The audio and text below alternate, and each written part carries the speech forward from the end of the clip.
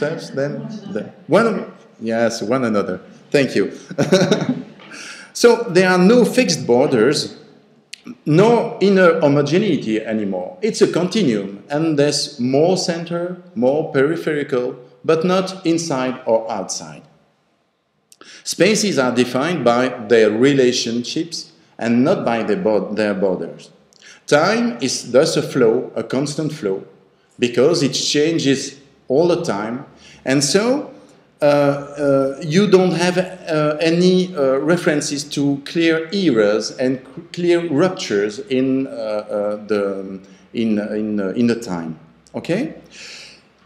What can be mobility in this way of thinking space and time?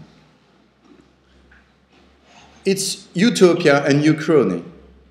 It's in absence of spatial and time reference marks, the nature of mobility changes. It becomes both inevitable and erratic.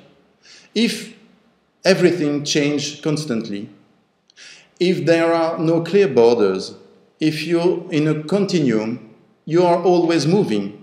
And if you think that you stay at the same place, it's just the space around you that moves.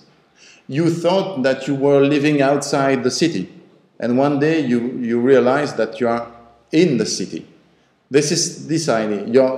Your house didn't move, but the space around you did. So mobility can't be teleological, because everything's always moving, and if you fix a goal, when you get to this place, you see that the goal has itself moved to anywhere else. So these two models we try to apply to the representations of mobility today. I'll talk a little bit about structures, even if structure is not the correct term to speak about something that is very net-based. So there is an opposition between these two models, between a pyramid and a net. A pyramid which is position-based, and a net which is relation-based. So in the anchorage-based model, people and entities are defined by their position and their hierarchies. Positions are horizontally and vertically defined, like in a pyramid. In the mobilitarian model, position can't be defined anymore by reference to positions, to clear positions. So it's a question of relations, like in a net. A net is not a structure. A net is a whole bunch of possibilities of communication. Maybe you don't communicate, but the net is the possibility to communicate, to link to another position, another we say a nœud in French, so it's a node in a net. I don't know if it's correct in English. Yeah, a node. Okay, thank you. The discourse we are talking about, the mobilitarian ideology, has two sides, we think. It's, yeah, as three sides, excuse me. It describes a reality. The descriptive side of the discourse has about pointing at the net-based functions in society. But it also prescribes social practices by saying it's good to be organized like a net. Everybody has heard about you should work in a net. There is no place anymore for hierarchies and so on. You should be just partner in a common project, using the net to communicate and to exchange information. So it's a prescription too, because if we're told to do this, we will tend to do it. It also hides the anchorage-based practices, because by seeing everything through a net grid, so to say, we tend to forget about the hierarchies. It's just the same at the university, yeah, we are all partners, but there are stronger partners than the others. And when you have to have a renewal of your contract, you know that one guy will sign, and this man has the power, and there is a pyramid. But it's hidden by a discourse about the net. So we think we are in a situation of the rise of a new discourse, and this discourse is really overwhelming, but practices are mixed between anchorage-based and net-based practices. So I said it's about legitimacy.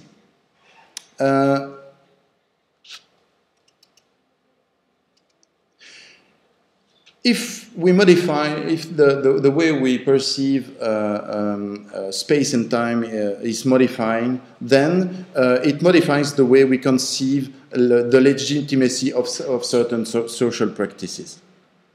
There's a move from a space-centered model to a time-centered one.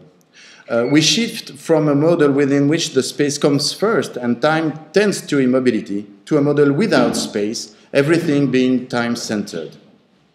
We tend to see ourselves as driven by the flood in place of sailing across the sea towards new continents.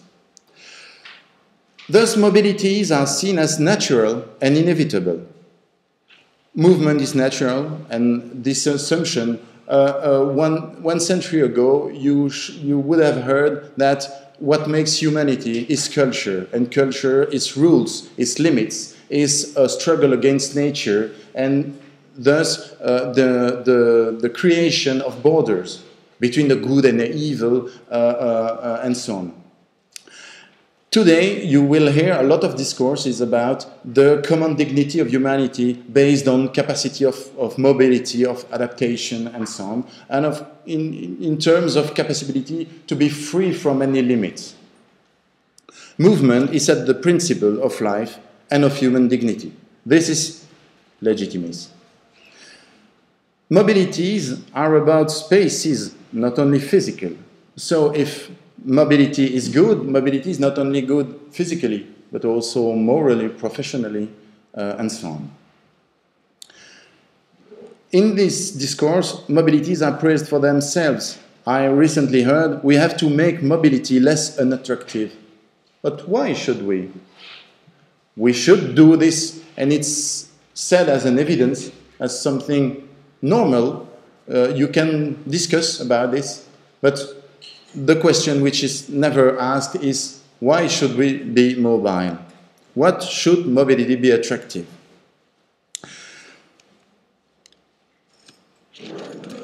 Yesterday I heard your intervention. I was really interested by your colleagues saying, yeah, I work here for 15 years and it's too long. I should be moving somewhere else. And in fact, 50 years ago, people would have said, yeah, I'm here for 15 years and I hope that I'll die at work being having made the longest...